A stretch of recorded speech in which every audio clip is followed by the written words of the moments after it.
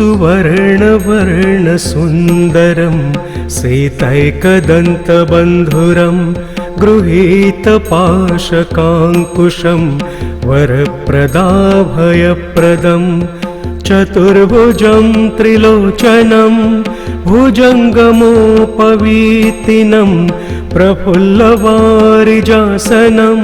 भजामि सिन्दूराननम्।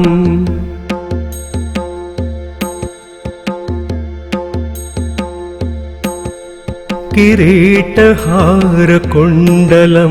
प्रदीप्तबाहुभूषणं प्रचण्डरत्नकङ्कणं प्रशोभिताङ्घ्रदृष्टिकं प्रभातसूर्यसुन्दराम्बर द्वयप्रधारिणं सरलहेमनुपुरं प्रशोभिताङ्घ्रिपङ्कजम्।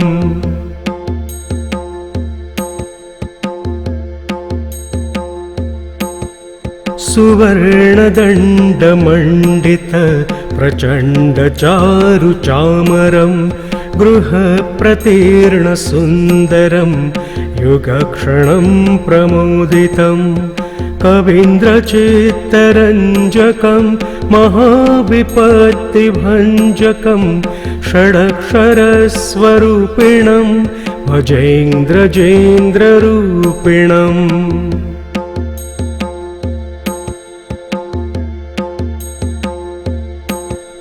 विरिञ्च विष्णुवन्दितं विरूपलोचनस्तुतिं गिरीशदर्शनेच्छया समर्पितं पराशया निरन्तरं सुरासुरै सुपुत्रवामलोचनै महामखेष्टमेष्टकमर्सु भजामि तुन्दिलम्।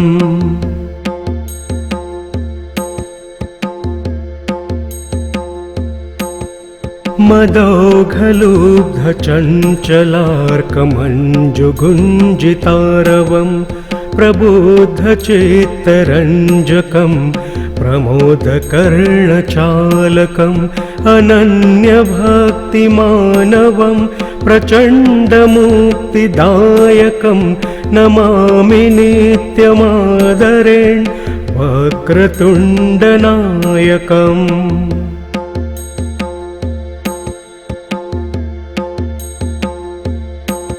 दारिद्र्यविद्रावणमाशु कामदं स्तोत्रं पठेदेतदजस्रमादरात् पुत्रिकलत्रस्वजनेषु मैत्रीपुमान्मभेदेक वरप्रसादात्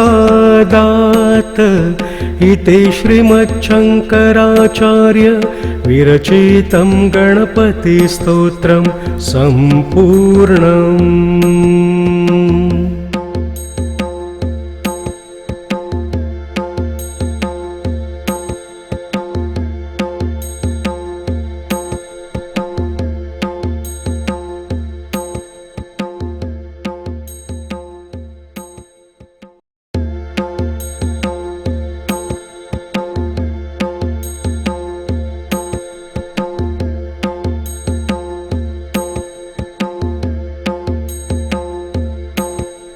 सुवर्णवर्णसुन्दरं सीतैकदन्तबन्धुरं गृहीतपाशकाङ्कुशं वरप्रदाभयप्रदं चतुर्भुजं त्रिलोचनं भुजङ्गमोपवीतिनं प्रफुल्लवारिजासनं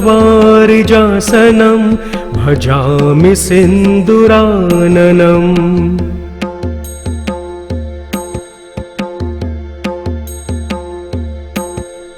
किरीटहारकुण्डलं प्रदीप्तबाहुभूषणं प्रचण्डरत्नकङ्कणं प्रशोभिताङ्घ्रदृष्टिकं प्रभातसूर्यसुन्दराम्बर द्वयप्रधारिणं सरलहेमनुपुरं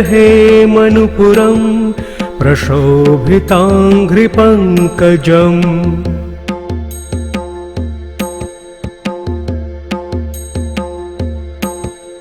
सुवर्णदण्डमण्डित प्रचण्डचारुचामरं गृहप्रतीर्णसुन्दरं युगक्षणं प्रमोदितं कवीन्द्रचित्तरञ्जकं महाविपत्तिभञ्जकं षडक्षरस्वरूपिणं भजेन्द्रजेन्द्ररूपिणम्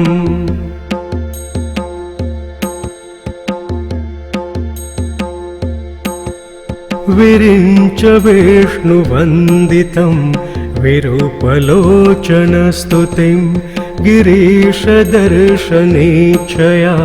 समर्पितं पराशया निरन्तरं सुरासुरै सुपुत्रवामलोचनै महामखेष्टमेष्टकमर्सु भजामि तुन्दिलम्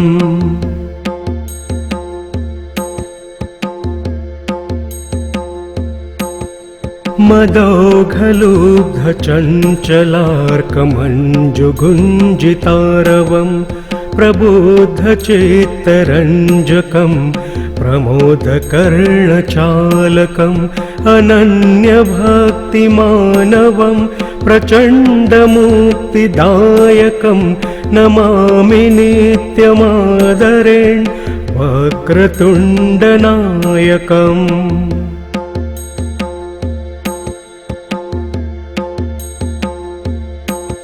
दारिद्र्यविद्रावणमाशु कामदं स्तोत्रं पठेदेतदजस्रमादरात् पुत्रिकलत्र स्वजनेषु मैत्रीपुमान्मवेदेक वरप्रसादात्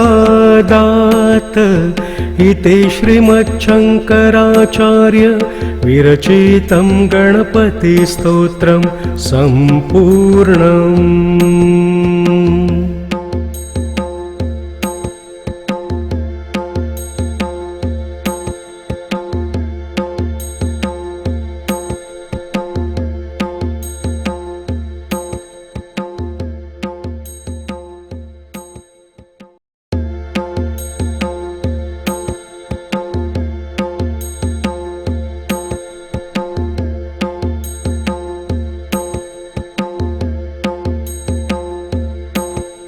सुवर्णवर्णसुन्दरं सीतैकदन्तबन्धुरं गृहीतपाशकाङ्कुशं वरप्रदाभयप्रदं चतुर्भुजं त्रिलोचनं भुजङ्गमोपवीतिनं प्रफुल्लवारिजासनं भजामि सिन्दुराननम्।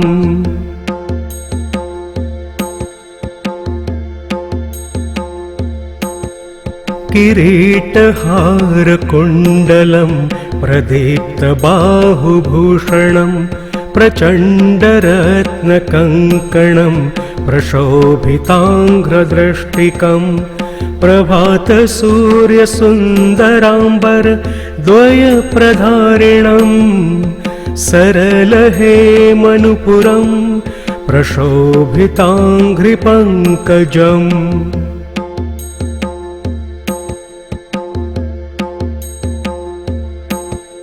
सुवर्णदण्डमण्डित प्रचण्डचारुचामरं गृहप्रतीर्णसुन्दरं युगक्षणं प्रमोदितं कवीन्द्रचित्तरञ्जकं महाविपत्तिभञ्जकं षडक्षरस्वरूपिणं भजेन्द्रजेन्द्ररूपिणम्।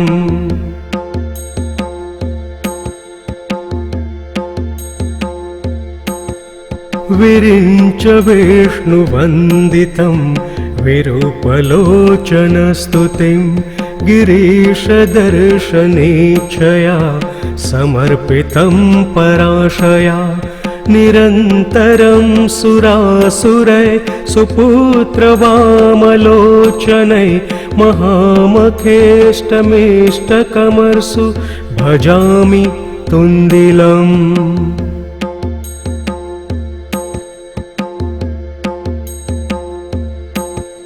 मदौघलुब्धचञ्चलार्कमञ्जुगुञ्जितारवं प्रबुद्धचित्तरञ्जकं प्रमोदकर्णचालकम् अनन्यभक्तिमानवं प्रचण्डमुक्तिदायकं नमामि नित्यमादरेण वक्रतुण्डनायकम्।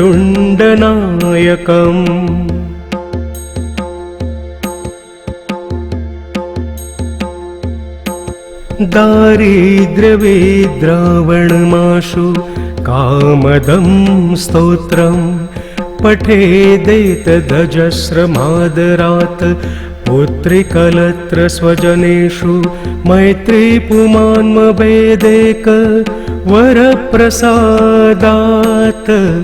इति श्रीमच्छङ्कराचार्य विरचितं गणपतिस्तोत्रं सम्पूर्णम्।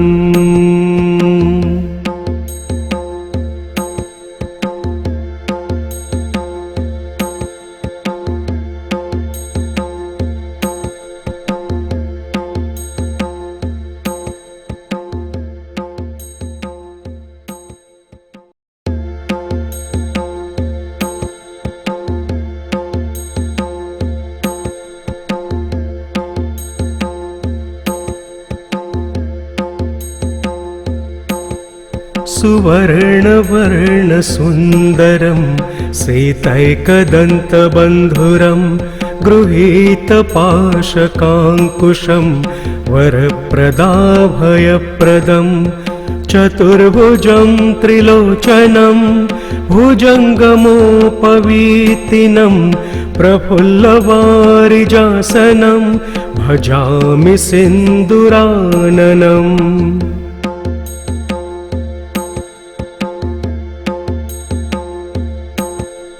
किरीटहारकुण्डलं प्रदीप्तबाहुभूषणं प्रचण्डरत्नकङ्कणं प्रशोभिताङ्घ्रदृष्टिकं प्रभातसूर्यसुन्दराम्बर द्वयप्रधारिणं सरलहेमनुपुरं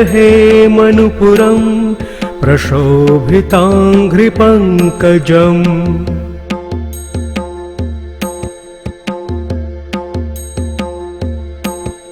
सुवर्णदण्डमण्डित प्रचण्डचारुचामरं गृहप्रतीर्णसुन्दरं युगक्षणं प्रमोदितं कवीन्द्रचित्तरञ्जकं महाविपत्तिभञ्जकं षडक्षरस्वरूपिणं भजेन्द्रजेन्द्ररूपिणम्।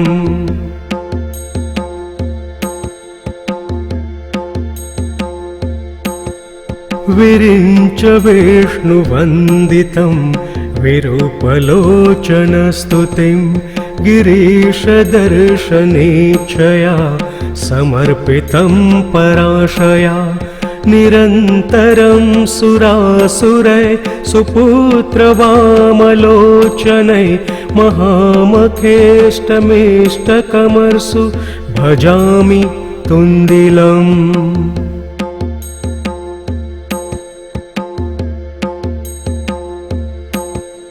मदौघलुब्धचञ्चलार्कमञ्जुगुञ्जितारवं प्रबुद्धचित्तरञ्जकं प्रमोदकर्णचालकम् अनन्यभक्तिमानवं प्रचण्डमुक्तिदा